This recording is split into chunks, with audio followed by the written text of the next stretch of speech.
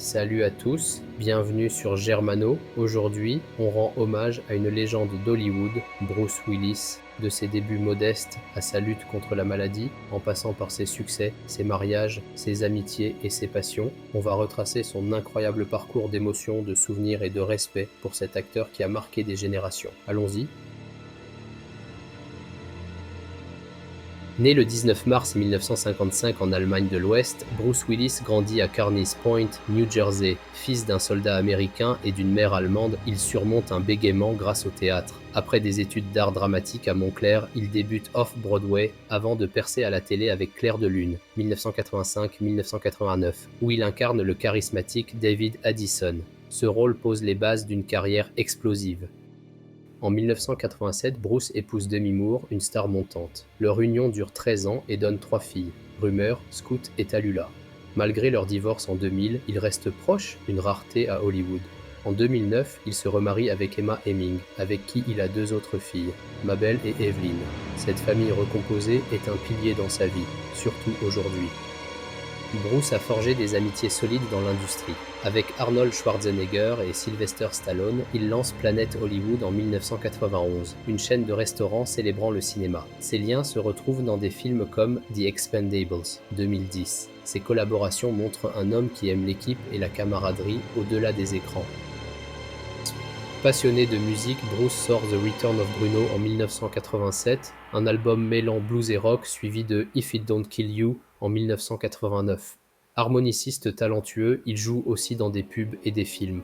En dehors des plateaux, il adore le surf, les arts martiaux et collectionner des objets, des passions qui reflètent son côté aventurier et créatif.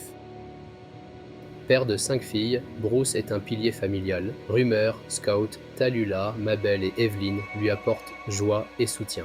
Depuis sa maladie, ses filles, notamment Rumeur et Emma, partagent des messages touchants sur les réseaux, montrant un père aimé malgré les défis, un lien qui transcende les épreuves. Sa carrière explose avec Die Hard, 1988, où il devient John McClane, un héros imparfait culte. Suivent des succès comme The Fifth Element, 1997, Armageddon, 1998, et The Sixth Sense, 1999, où son twist final marque l'histoire. Avec Pulp Fiction, 1994, il renoue avec le succès sous Tarantino. Ses rôles diversifiés font de lui une icône.